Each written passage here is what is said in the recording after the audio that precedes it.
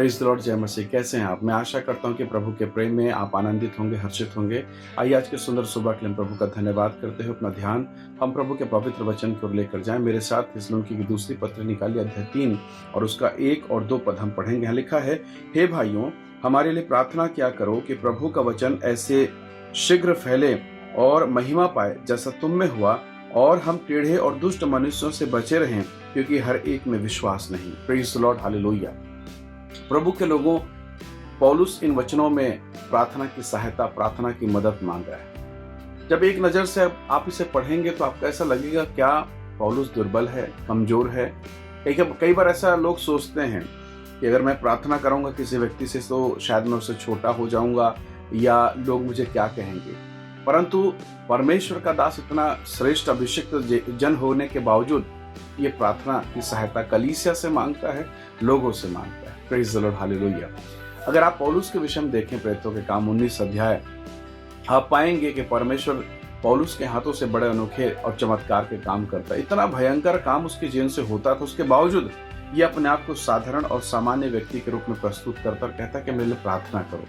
पौलुस प्रार्थना की सामर्थ्य को जानता है। पौलुस जानता है कि जब कलीसिया मेरे साथ प्रार्थना करेगी, प्रार्थना की शक्ति का प्रकटीकरण होगा, प्रार्थना को प्रभु ग्रहण करेगा। क्योंकि यिर्मयाह की किताब 33 अध्याय 33 वर्ष 3 में परमेश्वर ने कहा, मुझसे प्रार्थना कर और मैं तेरी सुनकर तुझे ऐसी बातें बताऊंगा, ऐसे गहरे और रहस्य बातें बताऊंगा जिसे तो अभी नहीं समझता है। परमेश्वर के लोगों, प्रार्थना आपके कॉन्शियस को, आपकी बुद्धि को, आपकी आत्मिक समझ को खोल देता है। वो बातें जो आज आपके लिए नहीं दिखाई दे रही है, दिखाई देने लगेगी। Praise the Lord. आपको मालूम होगा पुराने नियम में एलीशा और गेहजी के विषय में, एलीशा एक सुबह जब सोकर उठता है, उसका सेवक गेहजी कहता है स्वामी, हम नाश हुए जाते हैं, क्योंकि आराम के लोगों ने, विदेशी सेना ने हमको घेर लिया है और हम नहीं बचेंगे।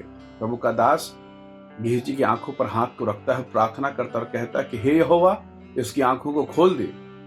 और जब प्रार्थना की गई, जब दुआ की गई, उसकी आंखें खुली और उसने देखा कि विरोधी राजा से कहीं ज्यादा स्वर्गदूत और अग्नि में रथों की सेना है। देखिए, उसके गुरु के पास केवल एक रथ आया था, आज चेले के पास कितने रथ हैं। Praise the Lord, hallelujah. तो प्रार्थना रेवलेशन को खोलता है, प्रकाशन को खोलता है, सुरक्षा प्रदान करता है। और महत्वपूर्ण बात पौलुस क्या कहता है, यहां लिखता है, हम टेढ़े और दुष्ट मनुष्यों से बचे रहें, क्योंकि हर एक में विश्वास नहीं। यानी पौलुस कहता है कि मैं उन लोगों के बीच में हूं जो विश्वासी हैं और खतरनाक हैं, लेकिन वास्तव में अंदर से वो विश्वासी नहीं है। और आज बहुत सारे विश्वासी लोग उन्हीं के कारण ठोकर खाते हैं, जो विश्वासी का रूप धर कर बैठे हैं, परंतु अंदर से प्रभु के शब्दों के अनुसार फाड़ने वाले भेड़िए।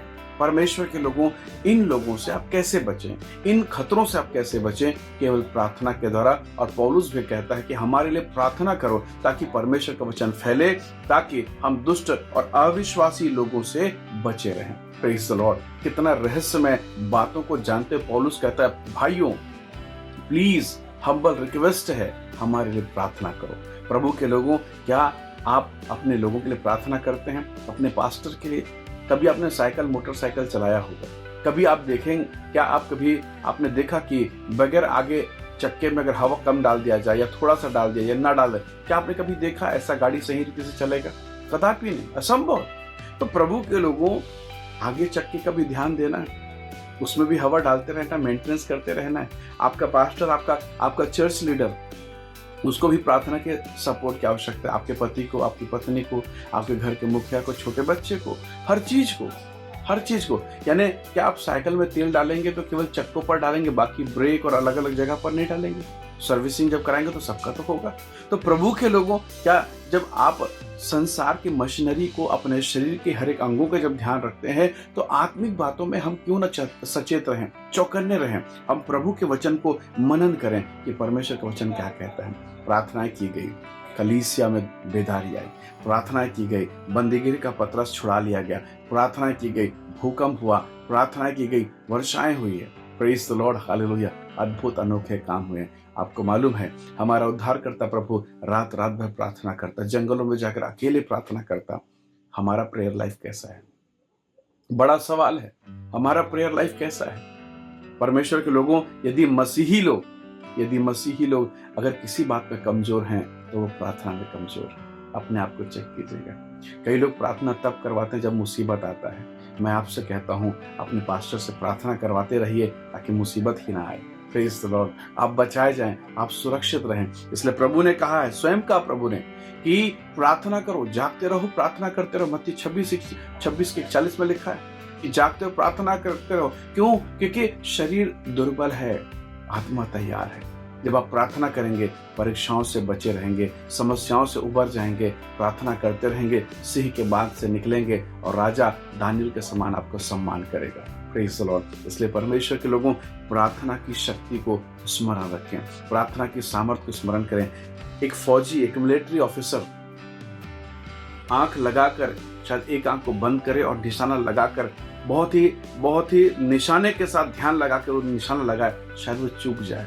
मैं कहता हूं, अगर आप प्रभु के जन हैं, मानने वाले हैं यीशु को, तो आप उससे ज्यादा निशानेबाज हैं। कैसे?